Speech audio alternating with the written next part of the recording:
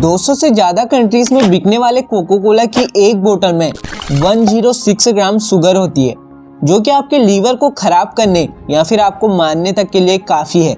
एक रिसर्च तो यह बताती है कि हर साल वर्ल्ड वाइड 1,80,000 डेथ्स ये शुगरी ड्रिंक्स कंजम्पशन की वजह से होती हैं। अगर आप भी सॉफ्ट ड्रिंक पीते हो तो आपको diabetes, body weight, heart disease, stomach problem, cancer, liver damage और कई बीमारियां हो सकती हैं।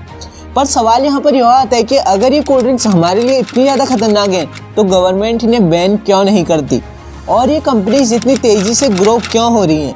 क्या हमें कोल्ड ड्रिंक्स पीनी चाहिए और कैसे कोल्ड ड्रिंक पीने से लोगों की मौतें हो रही हैं? आइए जानते हैं आज की वीडियो में।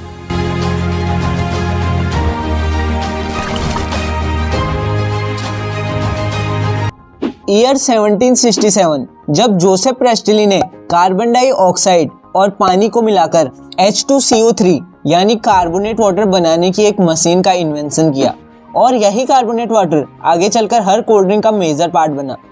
ईयर 1886 जब कोको कोला एस्टेब्लिश होता है और धीरे धीरे स्प्राइट, फेंटा, पेप्सी ऐसी कंपनीज मार्केट में उतर आई। कोल्ड ड्रिंक्स धीरे धीरे बहुत ज़्यादा पॉपुलर हो गई और बच्चों से लेकर बूढ़ों तक सब कोल्ड ड्रिंक्स को पीने लगे। लोग कोल्ड ड्रिंक्स को पीते रह जाते हैं क्योंकि उन्हें पता ही नहीं होता कि कोल्ड ड्रिंक्स उन्हें कैसे हार्म कर रहा है।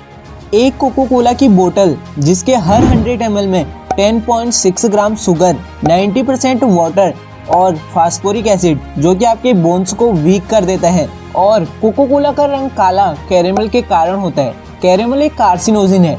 कैरेमल आपके शरीर में कैंसर के कॉज कर सकता है। जब आप किसी भी काम को करते वक्त हैप्पीनेस फील करते हो तो आपकी बॉडी डोपामिन हार्मोन रिलीज करती है और कोको कोला में शुगर होती है जिससे आपका ब्रेन शुगर कंज्यूम करते वक्त डोपामिन हार्मोन रिलीज करता है। और कोको कोला में कैफीन भी होता है जिसके कंजम्पशन से आपकी बॉडी में एड्रेनलिन हार्मोन रिलीज होता है जिससे आप इन कोल्ड ड्रिंक्स से एडिक्ट हो जाते हो। और जितना ज़्यादा आप इन कोल्ड ड्रिंक्स को कंज्यूम करोगे उतने ही हाई चांसेस हैं कि आप कई बीमारियों का शिकार हो जाओगे। यहाँ तक कि हाई कोल्ड ड्रिंक कंजम्पशन से आपकी मौत भी हो सकती है। पर अगर कोल्ड ड्रिंक्स इतनी ज़्यादा डेंजरस हैं तो गवर्नमेंट इन्हें बैन क्यों नहीं करती? आपको ये जानकर हैरानी होगी कि कोल्ड ड्रिंक्स संसद की कैंटीन में बैन है, पर गवर्नमेंट 2 रीज़न की वजह से पूरे देश में कोल्ड ड्रिंक्स को बैन नहीं करती। Number 1, taxes. कोल्ड ड्रिंक बहुत ज़्यादा एडिक्टिव और प्रॉफिटेबल हैं। Cold drinks movie theatre, school, shop, cricket, shopping complex, restaurant और हर इंडस्ट्री में कोल्ड ड्रिंक्स फैली हुई हैं, जिससे कोल्ड ड्रिंक के साथ साथ और बिजनेस भी ग्रो करते हैं। और जितने ज़्यादा बिजनेस ग्रो होंगे उतना ही ये टैक्सेस गवर्नमेंट को पे करेंगे। सो अगर गवर्नमेंट कोल्ड ड्रिंक्स को बैन कर देती है तो इससे गवर्नमेंट का ही लॉस होगा। Number 2, sugar. कोको कोला और पेप्सी की हर बोतल में high amount of sugar use होता है, जिससे कोई भी शुगर बिजनेस के लिए सबसे बड़ी डील इन्हीं कोक और पेप्सी की तरफ से आती है।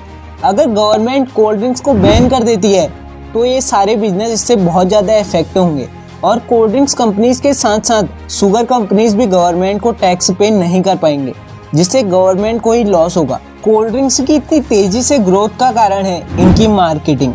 कोल्ड ड्रिंक कंपनी सबसे ज़्यादा बच्चों और यूथ को टारगेट करती है क्योंकि बचपन में अगर कोई बच्चा कोल्ड ड्रिंक और शुगर कंजम्पशन का एडिक्ट हो जाता है तो उसके ज़िंदगी भर उस एडिक्शन को छोड़ने के चांसेस काफ़ी कम हो जाते हैं। और यूथ को अट्रैक्ट करने के लिए ये थ्रिल और एडवेंचर वाले एड्स बनाते हैं। कोल्ड ड्रिंक्स हमारे शरीर को बहुत ज़्यादा हार्म करते हैं तो इन ड्रिंक्स को छोड़ने में ही भलाई है।